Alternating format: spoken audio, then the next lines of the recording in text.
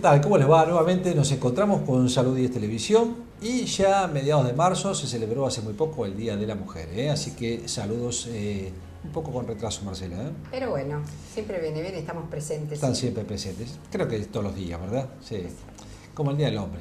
Todos los ya lo días. habíamos festejado el Día del Hombre, ¿se también, acuerdan el año pasado? hecho. Tan Bueno, importante que no me acuerdo qué día era, pero bueno, el 8 de marzo es el Día Internacional de la Mujer. Como dice Chiquita, este programa también da suerte. Eso es por lo menos que todos nuestros invitados nos están diciendo que da suerte porque mucha gente le llega a los comentarios del programa, les vuelcan sus inquietudes, específicamente aquellos que dieron las notas. Así que esto es muy interesante y realmente nos alegra que la gente se interese en los temas de salud, fundamentalmente para prevenirlos, ¿eh? Así que para y eso además, estamos. algo que ha ido sucediendo con esto de el hecho de que vuelvan azuleños a ejercer la profesión en azul, está siendo conocido de aquellos profesionales que empiezan a dedicarse en azul y que de pronto la gente no conocía, especialidades nuevas con profesionales nuevos. Así que nos pone contentos. Usted hizo una nota con una nueva. Yo hice una nota con una nueva que es la doctora Lucía Capelli, que ya estuvo con nosotros y hoy estamos hablando de algo que tenemos que tomar precaución y ocuparnos, además de preocuparnos, que son las verrugas y los lunares. Esto del ABCD, de cómo distinguir un lunar, si es bueno, si no, si lo tenemos que tener en una conducta de un control más seguido, hace que empecemos a tomar conciencia del cuidado. Cuidamos la piel con el sol, pero quizás a esta verruga, la manchita lunar que tenemos hace mucho tiempo, y no que le está abajo de la ropa y por ahí pasa desapercibida, ¿no? Y estas cuestiones de que los melanomas son una patología que se puede tomar a tiempo y evitar un daño mayor, pero que si no le damos importancia... Seguro. Estuvimos hablando de patología respiratoria. Le enfocamos de dos puntos de vista. El punto de vista médico con el doctor Insa, Fernando Insa, que habló de toda aquella patología EPOC fundamentalmente. Y también lo enfocamos con el kinesiólogo Diego Ladaga, que nos habló de cómo poder recuperar, digamos, esa elasticidad que le falta a aquellos pacientes que tienen patología pulmonar y que, bueno, que con el tiempo ha perdido ese pulmón, la elasticidad para poder respirar mejor, ¿no? Esa importancia de acompañar este proceso, no solo desde lo médico, sino desde la terapia que hacen los licenciados en kinesiología y que enseñan a respirar y a tener una postura que mejora una patología que de pronto está controlada en lo médico. Y en el sector de sentirse bien, Marcela, ¿qué hablamos? Sentirse bien, vamos a hablar de fibra. Muy bien. Ya estuvimos hablando en programas anteriores, colon irritable, con la doctora Jimena Rigoni, y hizo hincapié en lo que era la cuestión de comer fibra o no comer fibra. Bueno, vamos a conocer los tipos de fibra, soluble, insoluble, y dónde la encontramos. Perfecto. Bueno, vamos al programa y no se lo pierdan, por favor, ¿eh?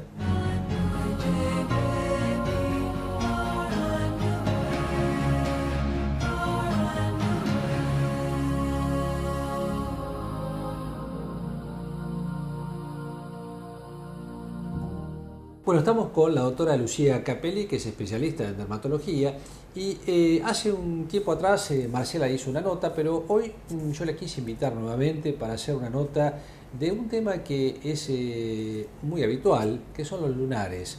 Entonces, Lucía, le vamos a pedir un poco de explicación de qué es un lunar, cuándo lo tenemos que controlar y en realidad si es importante que lo controlemos y qué tipo de piel por ahí es la que puede llegar a tener más problemas con este tipo de lunares. Lucía, muchas gracias por estar hoy con nosotros en Salud 10 nuevamente. Hoy me tocó entrevistarte a mí y bueno, es un gusto porque es una especialidad muy linda y que mucha gente tiene muchas dudas a veces y miedos o consultas y a veces ven al dermatólogo únicamente desde el punto de vista estético y hay muchas enfermedades de la piel que uno puede prevenir, ¿no es cierto? Bueno, una de las cosas son los lunares. Contanos un poco qué es un lunar y qué se trata de esto. Bueno, gracias por la invitación, un placer estar acá con vos. Y bueno, primero para hablar del tema, sí, estaría bueno definir lo que es un lunar y qué significa. Es un signo, una marca o una mancha, ¿sí? Que no solo está limitada a la piel, sino que también puede aparecer en otros lugares como son las mucosas, por ejemplo la boca, los ojos, la región genital y más raramente en las uñas. Bárbaro. Me preguntabas desde cuándo hay que empezar a controlarse. Sí. No hay una edad determinada, pero en realidad desde los inicios de la vida es mejor, ¿sí? Porque hay lesiones que aparecen al nacimiento y hay otras que van apareciendo a lo largo de la vida. Entonces, a aquellos bebés que ya empiezan a tener lunares, hay que consultar con el dermatólogo pediatra mejor y más adelante con el dermatólogo adulto. Está bien. A veces cuando nombraste la palabra bebé o los chicos, está la famosa palabra del antojo, ¿no es cierto? Que aparece el antojo. Eso en realidad son lunares, ¿verdad? Los antojos en realidad son angiomas. Son lesiones vasculares, ¿sí? Que aparecen en el cuerpo y sí, tradicionalmente se dice que son antojos. Eso no sé. Bueno, ese era un verso de las mujeres para que los maridos le vayan a comprar cosas, ¿no es cierto? Exactamente. Sí, exacto. Bueno, ¿hay algún tipo especial de piel que tiene que tener más cuidado de la presencia de los lunares? Bueno, siempre las pieles más claras, que nosotros en dermatología llamamos fototipos bajos, son las que están, las que tienen más riesgo de que los lunares malignicen o desarrollen lesiones malignas, ¿sí? Pero hoy en día se ha visto que los lunares pueden aparecer en fototipos más altos, o sea, en las pieles más oscuras. Por lo tanto, todos los pacientes de todos los colores de la piel se tienen que controlar siempre anualmente en el dermatólogo para hacer el diagnóstico precoz de alguna lesión que probablemente puede llegar a ser maligna. Sin ser alarmista, pero creo que esto que decís vos, el control anual de la piel, el control de la piel, tenga o no presencia de lunares, creo que es muy importante porque imagínense que la piel es el órgano más extenso que tenemos en el organismo y puede tener muchas enfermedades, tumorales o no tumorales.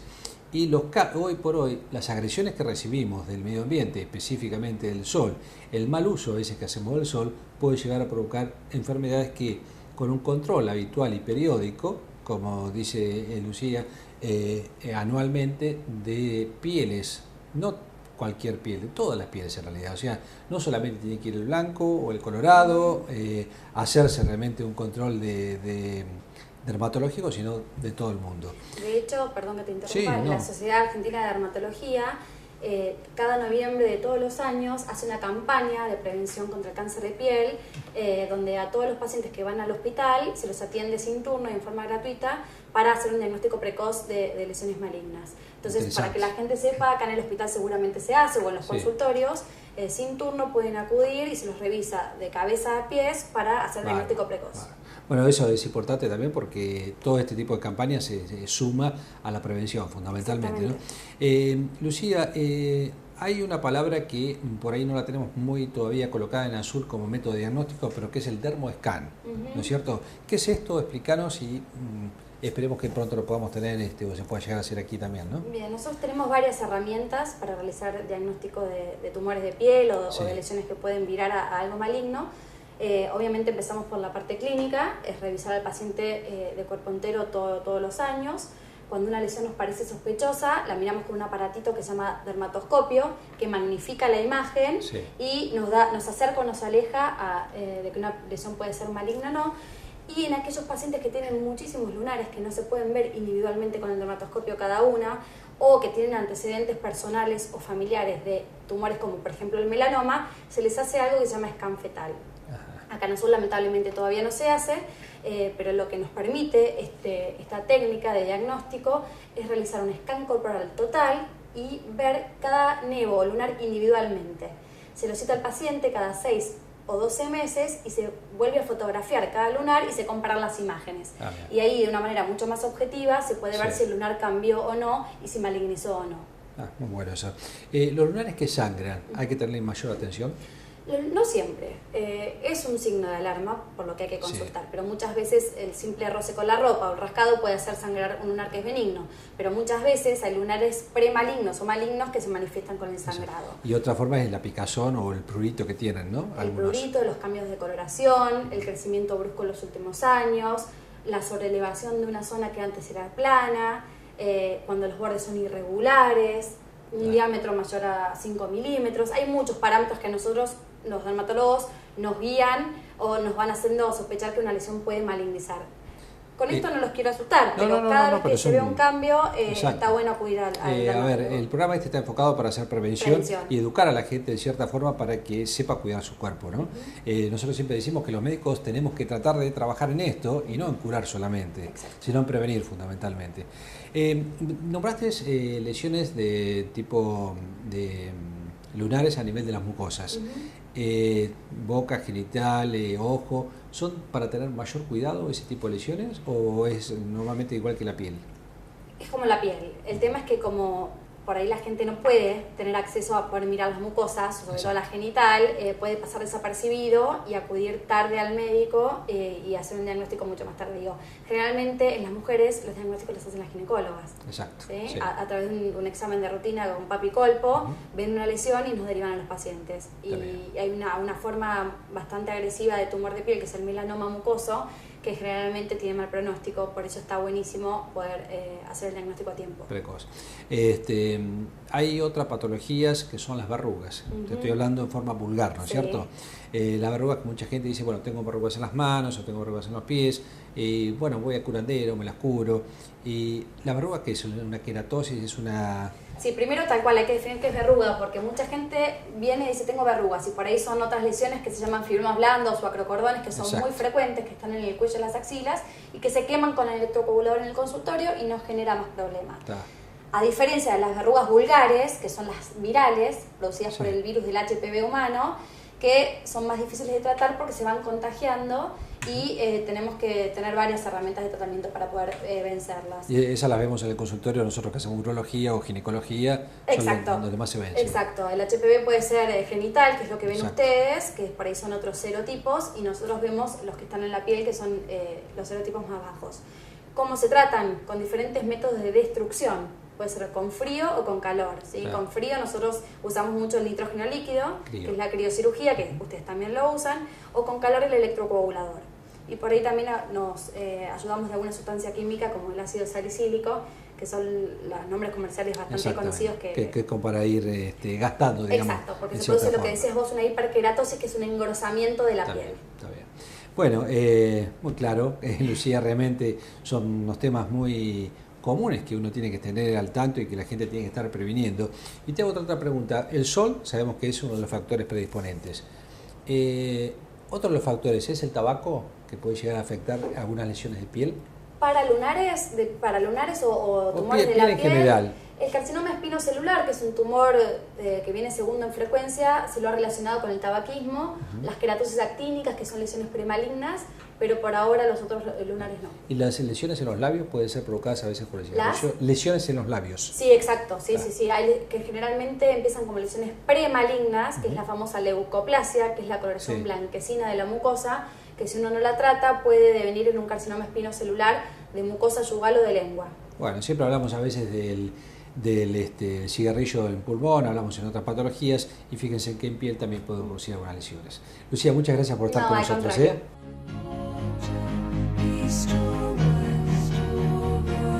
Bueno, hoy tenemos un programa destinado casi en su totalidad a las enfermedades respiratorias. Vamos a hablar de las enfermedades específicamente o fundamentalmente el EPOC.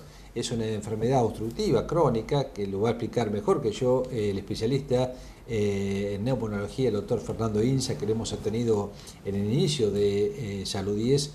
Y bueno, gracias nuevamente Fernando por estar con nosotros. Y bueno, vamos a hablar un poco de tu especialidad EPOC. Y específicamente de EPOC. Sí, dentro de nuestra especialidad el EPOC debe ser una de las enfermedades más significativas que vemos permanentemente en la consulta.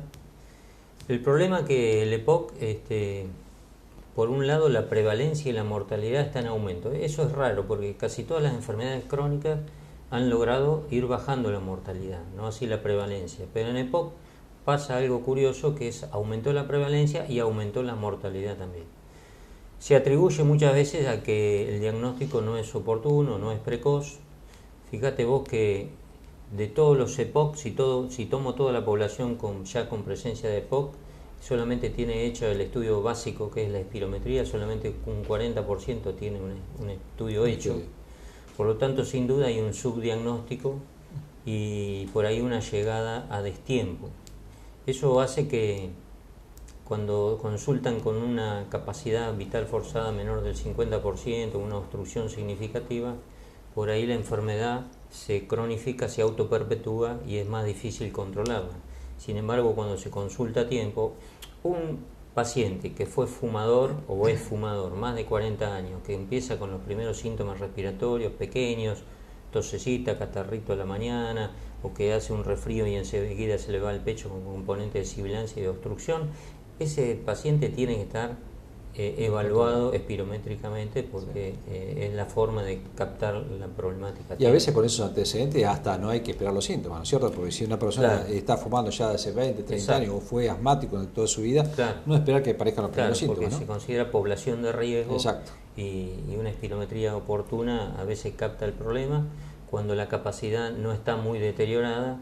Entonces, por suerte, en los últimos años, en la última década, ha habido grandes avances en el enfoque no solamente diagnóstico, sino terapéutico. Digo, cuando yo recién empecé la especialidad, hablar de EPOC era sinónimo de enfermedad irreversible, fatal, había tratamientos sintomáticos de crisis y nada más, y en los últimos años, por suerte, se considera una enfermedad prevenible, tratable. El desafío nuestro es descubrir, diagnosticar las distintas caras que tiene la EPOC. Antes se creía que EPOC era una sola entidad y ahora se sabe que hay distintos fenotipos con subgrupos y características diferentes, que cada fenotipo tiene un tratamiento y un abordaje específico. Fernando, para la gente, definime un poquitito qué es EPOC. Sí. EPOC es enfermedad pulmonar obstructiva, es una enfermedad de origen inflamatorio.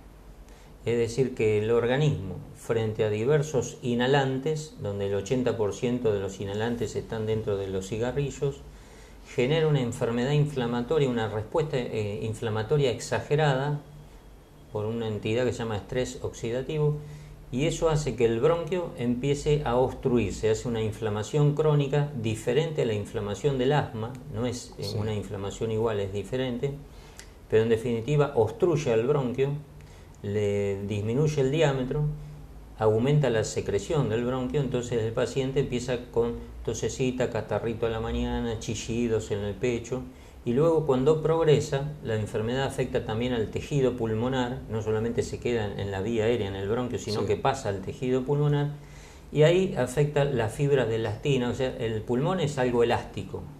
Cuando se rompe esas fibras de elastina, pierde esa retracción elástica, entonces el aire entra bien, pero cuando quiere salir hace un colapso del bronquio y una obstrucción. Es decir, que la obstrucción está dada no solamente por la inflamación del bronquio con disminución del diámetro, sino por la pérdida del recoil o del rebote elástico que tiene que tener el pulmón. Y para colmo, al final, se rompen en el fenotipo enfisematoso, se rompen tabiques interalveolares. Entonces el paciente queda con menos cantidad de alvéolos, menos superficie de alvéolos para poder hacer la función básica del pulmón, que es la transferencia de oxígeno y oxigenar la sangre. Eso restringe sin duda. Entonces el paciente empieza lo que era al principio tosecita, catarrito, silbido, después termina siendo una dificultad respiratoria gradualmente progresiva, primero cuando hace un esfuerzo grande, luego cuando camina, y después terminan siendo los miradores de vidriera, le llamamos, porque para disimular se agitan, paran, miran una vidriera y es porque están recuperando, y hasta que al final terminan en la última instancia, no todos, ¿no? Porque, insisto, si se toma tiempo eso se frena, pero a muchos terminan con la mochila, oxígeno dependiente y con una calidad de vida muy mala, ¿no? Vos hablás fundamentalmente, y creo que hay un componente químico con ese cigarrillo en el tipo de EPOC. ¿Y en el asmático, que no hay componente químico? Claro, está muy buena la pregunta, porque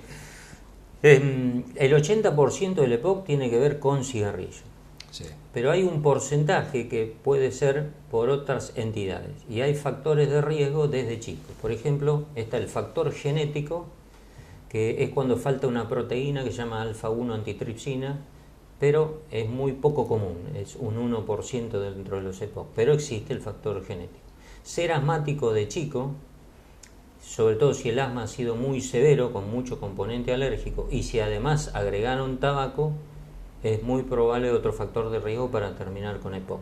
Las infecciones desde la infancia, sobre todo por un bichito que se llama adenovirus, a veces puede ser responsable de EPOC futuro.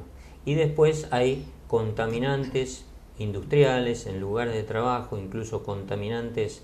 Por ejemplo, en América Latina todavía es bastante común que se cocine a leña, y la combustión de la biomasa inadecuada con mala ventilación puede provocar EPOC junto con el cigarrillo o sin haber fumado. Pero si agarramos todos los EPOC, casi la mayoría está relacionado estrechamente con haber fumado. Incluso los fumadores pasivos también, ¿no? Sí. El que no fuma. No de la misma intensidad, pero influye, sin duda. Bueno, ¿y cuáles son los tratamientos que tenemos hoy en día? Hablamos de prevención, fundamentalmente, que esto tomado a tiempo, tenemos una posibilidad de curación y de prevención mucho más importante, pero el paciente, ¿qué tratamientos tenemos disponibles para Yo dije que el EPOC era prevenible y tratable. Prevenible es cuando actuamos sobre el tabaco, que es el principal factor. Y por suerte en el tabaquismo hay muy buenos avances en el tratamiento de adicción nicotínica, que cuadruplica la posibilidad de dejar de fumar cuando lo comparamos con alguien que tiene adicción nicotínica, intenta dejar y tiene un éxito posiblemente de 5 a 7% al año. Por suerte han aparecido varios fármacos que trabajan la adicción nicotínica y se controla el síndrome de abstinencia, y en esas primeras semanas donde el reclamo orgánico de haber fumado mucho tiempo a veces se pone de manifiesto, eso ahora se controla y tiene esa posibilidad del fumador de salir del principal factor, que es el tabaco. Sí, y una vez lo seguís alimentando todavía. Y sí, todavía, seguro. Sí. Y una vez que el EPOC ya está constituido, el paciente dejó de fumar, el desafío nuestro es tratar de determinar qué fenotipo de EPOC tiene. Por ejemplo, en un EPOC conviven posiblemente un fenotipo bronquítico crónico, donde es el paciente catarriento, exacerbador en invierno, que necesita cursos de antibióticos muy frecuentes. Entonces, para ese fenotipo andan muy bien los tratamientos antiinflamatorios, más los broncodilatadores, las vacunas correspondientes, el apoyo kinesiológico, y a veces se está usando macrólido, que es un antibiótico y además inmunomodulador trisemanal. Para el fenotipo enfisematoso, que generalmente son más delgados, donde están con el pulmón atrapado, el tórax en tonel, donde el gran problema es la mecánica respiratoria, están agitados permanentemente, han salido el tratamiento dual, donde se combina un broncodilatador de efecto prolongado con un anticolinérgico, y han aparecido diversos métodos para tratar de que el paciente no esté tan agitado, desde la rehabilitación respiratoria, pasando por válvulas endoscópicas y hasta cirugía de reducción volumétrica, que se la efectuaron a Sandro en un momento dado. Sí, sí, sí. Y después está el fenotipo mixto asma-EPOC, que son EPOC que se parecen al asma bronquial, donde se utilizan los medicamentos del asma bronquial y es bastante reversible y bastante controlable. Bueno. Es decir, y después está el último fenotipo, que es el exacerbador, que es el que hace crisis de EPOC en invierno sobre todo, para el cual también hay prevención y control. O sea que lo que antes era tratamiento de crisis y nada más, estaba hablando de década del 80, del 90, sí. Actualmente hay mucha posibilidad de ganar calidad de vida, sobre todo, frenar las exacerbaciones, tener más capacidad de ejercicio, etcétera. Y si me permitís, yo quiero decir un poco a la gente que por ahí que es fumadora y que tiene algunos de estos síntomas que dice el doctor Incia, que antes de que llegue el invierno, que es la época que más se exacerban este tipo de síntomas, bueno, que acudan a una consulta para tratar de prevenir males mayores, como pueden llegar a ser los problemas respiratorios que dificultan la calidad de vida, que es lo más importante. Si a veces uno lo piensa en el momento que está afectado, pero lo más importante y lo que siempre enfocamos en este programa es tratar de prevenir esta patología y no esperar junio, julio para pensar si me tengo que vacunar por la neumonía, si tengo que ver al neumonólogo, sino prevenir antes de que llegue la patología. Creo que esto en el invierno es cuando más predomina y bueno, poder acudir ya preparado para que esto, si ocurre, sea lo más pasajero posible y mejorar la calidad de vida, ¿verdad? Sí, sí, sin duda. Yo creo que este programa tiene ese gran mérito de mandar el mensaje adecuado, pero para llegar a tiempo, porque Exacto. Es una lástima cuando veo una persona de 45 o 50 años que quisiera disfrutar de sus hijos, jugar a la pelota o disfrutar de sus nietos, sí. Y están agitados permanentemente y limitados por no haber consultado por ahí a tiempo o no haber hecho la cesación tabáquica o el tratamiento adecuado, sí, y se perdió, porque acá no es cuestión de decir, de algo hay que morir, me voy a morir, sí, todos nos vamos a morir. El tema es cuando vivimos, cómo vivimos, con qué calidad de vida, ¿no? Cómo Entonces, costo-beneficio. Y Exacto. cómo morimos Y también. sí, también. Sí. Fernando, muchas gracias. No, gracias a ha vos, sido muy claro Gustavo. y bueno, es una patología que realmente es muy frecuente, que se ve cada vez más. También el promedio de vida ha aumentado en la gente y esto hace que también se vea más. Y bueno, trataremos de que ustedes tomen conciencia. Si fuma, bueno, romper el cigarrillo y empezar con una terapia para evitar un poco la adicción y evitar males mayores de las enfermedades respiratorias. Muchas gracias y continuamos con Salud 10.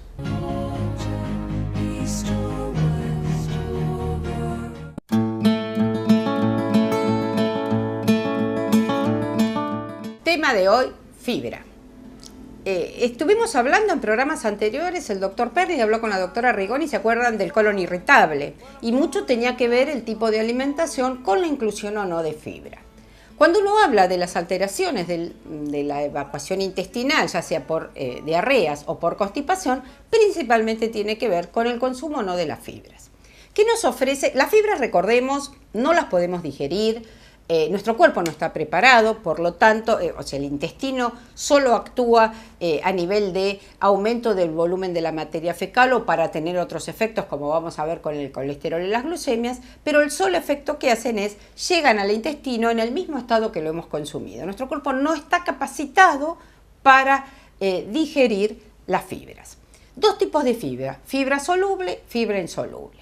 La insoluble es aquello que serían las pastas integrales, todo aquello que se encuentra en la cáscara de los cereales, la cáscara, o sea, cuando consumimos alguna pasta que sea con harina integral, o los panes que consumimos con harina integral, o aquello donde puedo llegar a incorporar el salvado como tal. ¿Cuál es el efecto principalmente de esto que es insoluble? Es favorecer la evacuación intestinal. Actúa como una esponja absorbiendo agua a nivel de intestino y de esta manera actúa haciendo un barrido para favorecer la evacuación y evitaría la constipación. O sea, aquellos pacientes que son constipados o que tienen este colon irritable que a veces retarda mucho los procesos evacuatorios, el consumo de harinas, de fibras insolubles facilitaría mucho y solucionaría parte de esta problemática tan importante que tienen principalmente las mujeres. Entonces, ¿qué consumo? Harinas integrales, panes integrales, el salvado de trigo.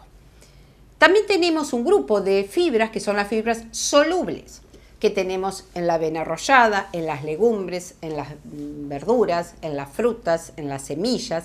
Esta fibra soluble lo que tiene como efecto principalmente es ayudar a bajar las glucemias. O sea, ¿qué es la glucemia? ¿Se acuerdan? Es la cantidad de glucosa que circula en sangre, sería el azúcar que circula en sangre, que en los diabéticos está aumentado por una falta de insulina. Si recordamos un poco, la glucosa que circula en nuestra sangre necesita entrar a la célula. ¿Quién le abre la puerta? La insulina. Es el portero. De esta manera actúa y se reserva en el músculo, en el hígado o es utilizado por las células. Cuando esta glucemia aumenta, empieza a circular mucho en sangre y es lo que sucede generalmente en los diabéticos. Consumiendo fibras solubles, lo que hace es ayudar a absorber de mejor manera la glucemia, disminuyéndola en sangre.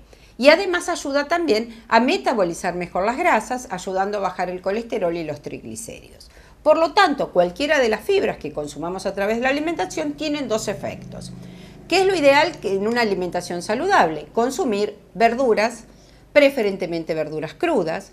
¿Por qué? Porque en la cocción se subdivide mucho esto que es la fibra, entonces lo ideal es el consumir las verduras crudas. Las frutas generalmente también crudas, en aquellas que se puedan consumir, que se consuma con la cáscara, que es donde está la mayor cantidad de la fibra. Las legumbres, importantísimo, no tenemos tanto hábito de consumir legumbres como arvejas, lentejas, porotos, somos bastante carentes de este tipo de alimentos, así que ténganlo en cuenta aquellos que no les gusta comer frutas o verduras, pero por lo menos incorporen las legumbres, que sería una buena manera de consumir fibra soluble. Por supuesto, los salvados, el salvado de avena, que viene instantáneo o viene de cocción más lenta. En los copos de cereales hay una gran variedad que nos ofrece el mercado de incorporando salvados de trigo, salvados de avena. Todas las harinas que podamos consumir, es importante que consuman la fibra como tal, en vez de consumir pan blanco, consumir panes negros. ¿Por qué? Aumenta la saciedad. porque el organismo necesita mayor trabajo para metabolizarlos y de esta manera nos quita el apetito. Las dietas en planes alimentarios para bajar de peso es importante el consumo de fibra, sea soluble o sea insoluble, y ayuda a los problemas de evacuación. Por supuesto que la dosis es alrededor de 35 gramos, con 2 frutas, un plato de verduras, una taza de avena, una taza de legumbres, estaríamos empezando a consumir la dosis necesaria de la fibra.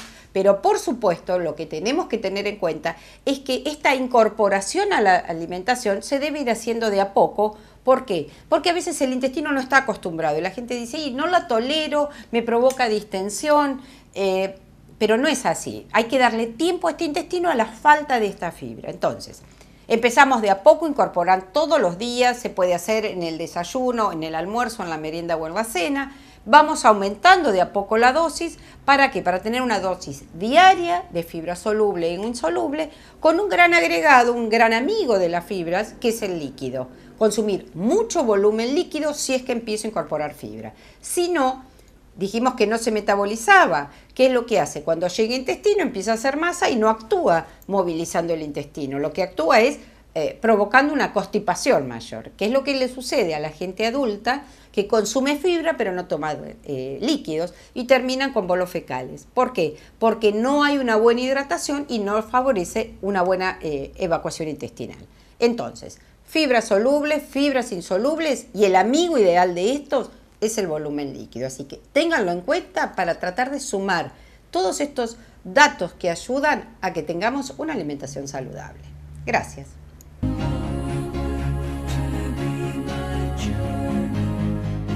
Estamos con el licenciado en Kinesiología Diego Ladaga, que en programas anteriores hablamos con él sobre el tema de vértigos y que fue muy interesante y que tuvo mucha repercusión. Pero hoy vamos a hablar, y este programa está un poco ambientado a la parte respiratoria, un poco de qué es la kinesiología respiratoria y en qué patologías específicamente se usa. Y ustedes dirán, bueno, a ver, hemos escuchado hablar de kinesiología por un desgarro, por una lesión en un codo, en un tobillo o en la espalda, pero ¿qué es la kinesiología respiratoria? Diego, muchas gracias de estar nuevamente con nosotros en Salud 10. ¿Cómo estás? Muchas gracias por invitarme nuevamente. No, por favor, ha sido muy claro en el otro programa y realmente nos interesa. Hoy hablamos de patologías respiratorias. Ajá. Y sabés que hay muchas, y como el EPOC, la fibrosis respiratoria, etcétera, que tienen que tener, además del tratamiento médico medicamentoso, tienen que tener también una terapia de rehabilitación. Comentanos un poco qué es esto. Hoy vamos a hablar de otra área distinta, que es el rol del kinesiólogo en las principales patologías respiratorias. Bueno. Vamos a definir lo que es primero la kinesioterapia respiratoria. Hay que dejar en claro, como vos dijiste recién muy bien, que es un complemento, esto tiene que estar clarísimo, es un complemento al tratamiento médico de la patología que está sufriendo el paciente, ya sea el tratamiento medicamentoso o con otras terapias alternativas. Este es un complemento en el cual incluye diferentes técnicas manuales realizadas por nosotros los terapeutas y ejercicios, ya sea activos o activo asistidos, que van a hacer que va a hacer el paciente en ese momento.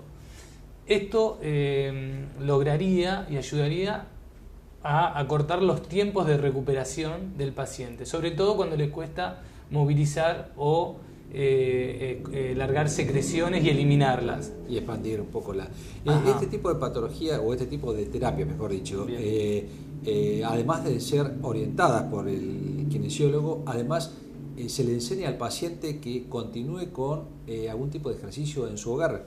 Tal cual. Primero vamos a ver cuáles son las patologías que vamos viendo, y yo después te voy a definir las técnicas que utilizamos. Okay. Mirá, en los pacientes adultos, las que más se ven es los pacientes con EPOC. El EPOC es la enfermedad pulmonar obstructiva crónica, y yo le agrego progresiva y prolongada si no es tratada a tiempo. Dentro del EPOC tenemos 4 principales, que es el asma, que sabemos que está caracterizada por una contractura de la musculatura lisa bronquial, entonces el calibre de la vía aérea disminuye y el paciente va a tener un atrapamiento aéreo, disnea, además de moco. Esta puede ser intrínseca, de etiología desconocida, o extrínseca, como sabemos, por algún alérgeno, polvo, etc. Después tenemos enfisema pulmonar, por ejemplo, de lo que falleció Sandro. En los pacientes que han fumado mucho se destruye la elastina pulmonar, entonces el alveolo en una inspiración se infla, pero en una expiración colapsa. Exacto. También tiene tórax en tonel, hiperinsuflados. En todas hay una dificultad en el intercambio gaseoso. Sí. Después tenemos las bronquiectasias, que es una dilatación de los elementos elásticos y de los bronquios, y el moco es reemplazado por un tejido fibrótico cicatrizal, y la bronquitis crónica, un exudado purulento excesivo. Eso en cuanto a EPOC. Neumonías, vemos un montón, que es infección del parénquima pulmonar, sí, con consolidación, algunas más fuertes, otras menos. Ya pronto se va a venir la época de nuevo, ¿no? Sí, estamos ya cerca, ¿viste? Y en el periodo invernal que vos estás hablando, me hace recordar, por ejemplo, en tema niños o en el tema de pediatría, lo que más se ve es el síndrome bronquiolítico moderado por el virus sincicial respiratorio. Sí. Y también una cosa que se ve mucho, una patología en sí no es una patología en sí, sino que es consecuencia de estas patologías y de varias, que son las atelectasias, que es, ya sea por una patología o por un cuerpo extraño, es el colapso de una región del pulmón o bien de todo el pulmón, Y en chicos, para terminar dentro de las patologías que más se ven, una que es, el kinesiólogo es como, es del correr diario, es la FQ, la fibrosis quística, donde las glándulas exócrinas segregan un moco excesivo, purulento, afectando no solamente a los pulmones, sino a los órganos más importantes como el páncreas, el hígado, tapando conductos. Todas las patologías que está nombrando generalmente son por falta de elasticidad del tejido pulmonar, y eso es lo que hace la dificultad respiratoria. Ajá, sí, la mecánica va a estar dificultada en casi todas las patologías. Ahora bien... Hay una, perdóname, que te agrego también, que son las cirugías torácicas, que también en muchos casos produce una disminución de la capacidad respiratoria. Seguro, ¿no? Sí, seguro. También mucho el tema que le va vos decís la cirugía, el tiempo previo que va a estar en la cama, el que va a estar después en la cama. Exacto. En todo hay que trabajar, en todo hay que trabajarlo. Bueno, nosotros una vez que tenemos la orden médica de que el paciente está para hacer kinesio respiratoria, porque no en cualquier paciente con patología podés realizarla. Exacto. Si está en un estado agudo y está muy cerrado, con mucha disnea, si yo lo kinesio, capaz que lo cierro más. Tiene que estar en el momento óptimo para hacerlo. Nuestra herramienta fundamental va a ser, vos sabés, el estetoscopio, hacer una buena semiología, ver bien los signos y síntomas. Y bueno, después en la práctica y trabajando vas a ir agudizando el oído y teniendo el oído más finito para tener una buena clínica y saber bien diferenciar los ruidos patológicos a los que son normales, a lo que es un buen murmullo vesicular, si tenés roncus, crepitantes, etc. Pero bueno, son siempre patologías que también van a ir monitoreadas con el médico neumonólogo o clínico que lo Tal cual, ¿no? Eso es otra cosa que te iba a decir, nunca se tiene que perder el nexo. Sí. El nexo, porque es como te digo, esto es un complemento y van de la mano. Y no todos los pacientes responden de la misma manera, son todos distintos. Todos responden de diferente manera, tanto a una medicación como a la kinesio respiratoria. En algunos vos tenés una orden de 10 sesiones y en 5 lo resolvés y en otras te llevan 20. No todos responden, hay algunos casos los tenés que esperar, pero siempre van a arrancar. Por lo general tienen una excelente respuesta al tratamiento con kinesiología respiratoria. Responden muy bien. Que el EPOC es una enfermedad obstructiva desde el punto de vista respiratorio, bueno, le tenés que enseñar en cierta forma a volver a respirar y a expandir sus pulmones para que empiece a mejorar su respiración. No sé si la va a recuperar totalmente, pero por lo menos a mejorar su respiración. Claro. Tal cual, muchos tienen el CPAP de noche o hacen apnea paroxística inductiva, que eso lo controla el médico. Pero nosotros lo que vamos a hacer en cuanto a esta kinesioterapia respiratoria, te voy a nombrar algunas de las técnicas que utilizamos. Una es el drenaje postural, de acuerdo al segmento afectado del pulmón, acompañado de una vibración manual para que el moco vaya drenando y vaya subiendo, sobre todo en pacientes que no tienen buena mecánica respiratoria y a su vez no tienen buen tono de los músculos respiratorios, tanto principales como el principal como el diafragma, a los accesorios. Y gente que a veces está en reposo también, que no se moviliza mucho, ¿no? Tal cual. Entonces, este drenaje postural con esta vibración manual y también el clapping, que es el famoso golpeteo con la mano hueca, ayuda a movilizar y a que el paciente pueda expectorar, ya sea afuera o tragar. Lo importante es que no esté en pulmón. Sí. Ahora, si el paciente no es muy colaborador, ahí podemos utilizar la tos kinésica y provocársela a nosotros. Claro. También, una vez que el paciente está mejor y ya podemos hacer ejercicios, puede hacer ejercicios activos o activo asistido. Nosotros comandamos, pero una vez que está mejor, él puede hacer un ciclo activo de la respiración, que son combinaciones de respiraciones torácicas y respiraciones diafragmáticas, enseñarle a diferenciar lo que es una respiración diafragmática a una torácica, acompañado de un HAF, que es una expiración forzada, y todo eso ayuda a movilizarlo. Está bien. El alta kinésica se la damos nosotros cuando vemos que ya no tiene secreciones, que respira bien y que está... ¿Se sigue usando todavía la kinesiología de respirar, inflar globos, inflar alguna sustancia como para... Se utiliza, yo a veces lo utilizo, ¿sabes para qué? Para aumentar el tono y la fuerza de los músculos respiratorios, aparte de la capacidad aeróbica. Exacto. Por ejemplo, una botellita con agua y un sorbete y que haga una inspiración por nariz, exhalo, después 2, después 3, y eso lo va a ir ejercitando y va a estar. Pero es una vez que está ya casi resuelta la patología, que ya no tiene tanto moco. Lo vamos viendo, esto es el día a día y no hay un tratamiento para una patología, otro distinto para otra. Sino para cada paciente en especial. Tal cual. Te hago una pregunta de los pacientes que requieren llevar a cabo una cirugía, generalmente abdominal, y que tienen un EPOC, ¿no es cierto? Entonces muchas veces se le indica hacer kinesiología preoperatoria para que el postoperatorio sea más llevadero. Para que sea más llevadero y también para que no haga neumonías posicionales o atelectasias posicionales por mucho tiempo en cama y estar la espalda apoyada. Ya al sentarlo al paciente al borde de la cama y enseñarle a hacer algunos ejercicios, evita otras complicaciones. Exacto. Y esta kinesio respiratoria se puede realizar ya sea en un nosocomio privado, en un hospital, en una terapia intensiva, inclusive... otra de las cosas que hacemos es la aspiración de secreciones, ya sea de fauces como también por sonda, y en muchos casos el kinesiólogo es el que maneja las ventilaciones mecánicas, los respiradores mecánicos. Sí, sí.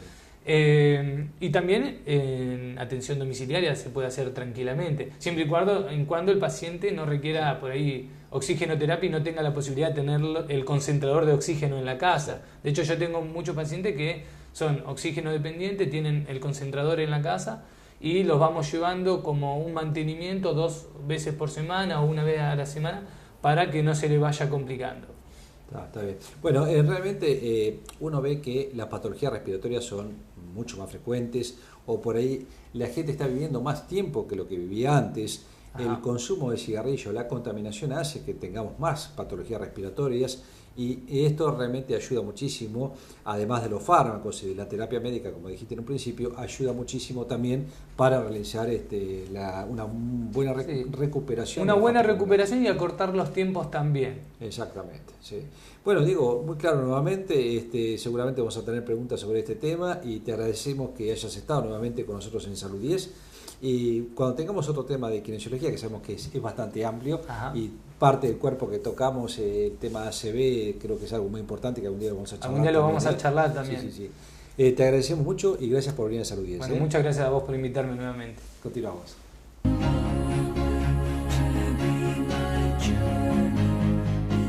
Bien, llegamos al final de Salud 10.